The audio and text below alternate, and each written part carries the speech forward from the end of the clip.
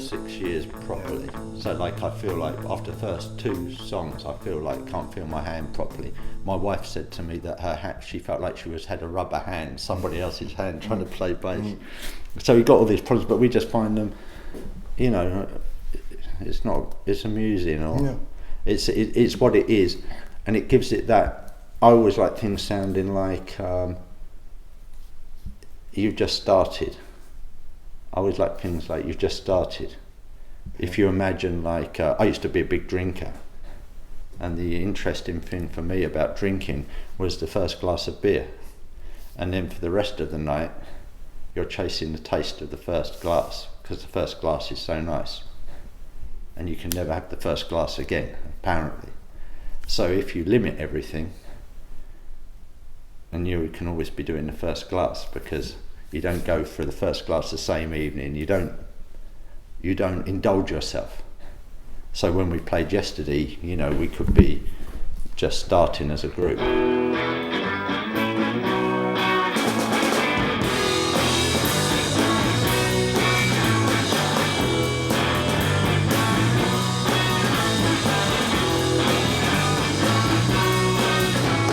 If I could just explain the way my mind is, maybe you We get asked to play quite often. We haven't played for the last 6 years live, and Weekend Festival got in touch through my gallery and asked if we would play, and I said no, and then they said we could give you double the amount of money, and I said no. Okay. We don't play you're not really play anymore.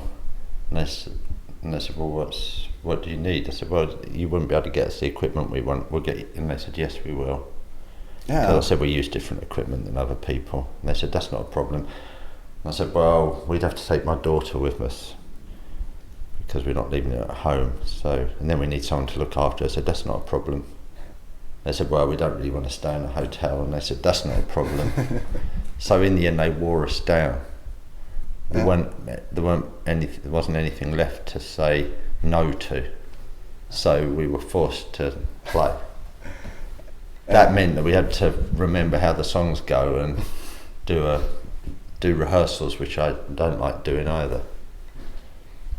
And in England, there was there's a comedian called Stuart Lee, and they're doing an All Tomorrow's Parties, and Stuart Lee asked if we'd play at that. And we thought that was in November. So he said, oh yeah, well, if we did 2, it might make sense. But now it turns out that All Tomorrow's Party is in April. That means you're going to have to learn the songs again in the spring.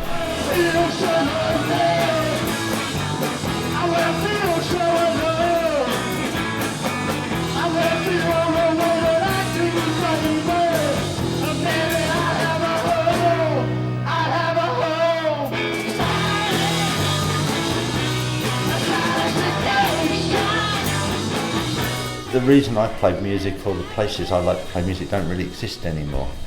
And that's the downside of doing festivals as well, because I like small clubs. But small clubs don't. Most people now play to promote themselves, and the clubs don't want to pay. And then they have a large PA system with offstage mixing, and much too big for the club. And we don't use that type of equipment. And then I don't like fold back or offstage mixing, and I don't like the security. I like back rooms of bars and the places we used to play when we were kids. The venue last night's fine for us. Okay. That's ideal large venue. We don't like going much bigger than that, because we have to put some mics over our PA system to be able to hopefully get some sound going into the room.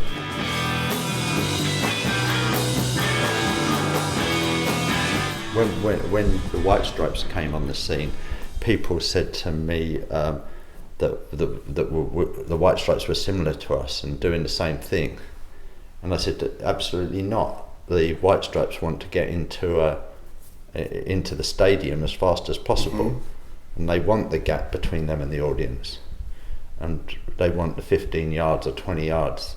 and we're always trying to close the gap. We've never tried to be anything. And that to us is, when I say we don't want to be a famous group, I should say that that's very low on our priority. We don't ever change what we do for what they want, because we don't like giving any power away to the promoters or the world of the industry world of music. And it means that it makes it much smaller and a lot less commercial. But it's not because we're necessarily anti-commercial, it's because we want the thing to be what we do.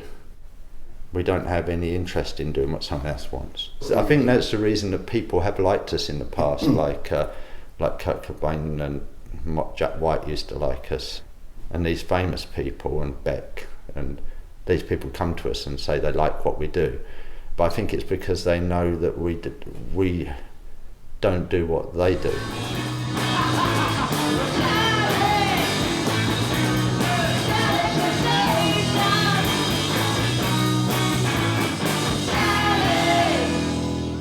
I think sometimes the music gets a bit hectic because we don't know what's happening, and we there's a certain amount of spontaneity and lack of control and knowledge on our part. Yeah. But the approach isn't hectic at all. It's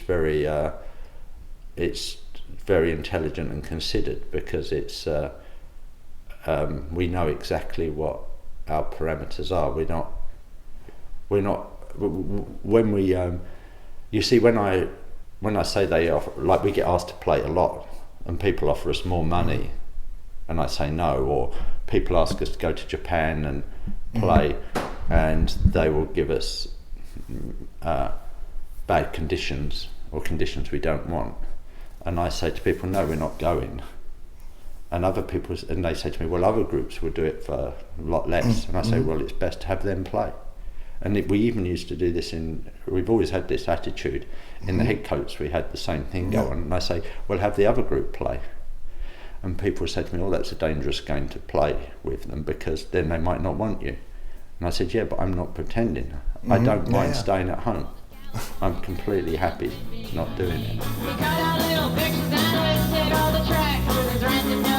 We don't try to be new or different or relevant. What we do is we do what we do, and we try to do it properly in the parameter of what that is. So, like, as a painter, I'm not trying to evolve new ways of making art, because I think that would be immature or adolescent and stupid. And I think that lots of ways things are taken forward in creativity, of people look for originality, and by looking for originality they often are just creating something faddish, something with a novelty aspect, because it's not original, it's just a novelty. Because the most important thing is not to be seen as new and original, but to be seen as real and authentic. And people lose sight of these things, like with the Rolling Stones and the British groups in the early 60s. I mean, the Stones were sort of concerned about writing songs originally because they thought it would be disrespectful, and they also thought if something didn't have 50 years of history behind it, it wasn't the real thing. And you imagine that was the hippest, newest thing going, and they've got this complete concern with tradition. And they say, well, we shouldn't really write songs, it would be disrespectful if this hasn't got a history behind it. It's not the real thing. What they wanted was they were keyed into the energy of a tradition, not trying to do something wacky and new. It's only when you hit the drug thing and the psychedelic period where people are trying to add things in and be wacky. And of course you get some things that are okay out of that, but also it's the death really of R&B and rock and roll. It's the beginning of a descent into indulgence. It's like Sgt. Pepper's Lonely Hearts Club Band. I mean, it's an album that sounds like it's old women's music. They've done something which might be an amazing production and maybe a very interesting thing to try to do, but it's for school children in a way, or for old ladies, and the tradition does not make it irrelevant, it makes it relevant. This is what all art should do. All art used to be plugged into a tradition. Yeah, to get this and people power from, yeah. and people think that the tradition is the thing that makes it boring and dead, and that's why they abandon it. But the tradition is all it does is it solves lots of the problems that you don't ever need to solve, because it's already solved for you. You know, you don't have to reinvent a wheel. Yeah. You just use the wheel. Yeah. It works, and it's so you use it, and use it to go where you want to go. I've always tried to stop playing music, but it seems to come back up, and if something comes back up, then you just go with it. So, I mean, I just stopped 6 years ago and didn't tell anyone. We didn't make any announcement, but as far as I was concerned, I just wasn't going to do it. And then it's just come back that we are a bit, which is handy, because it means I don't have to come out of retirement, because I never retire.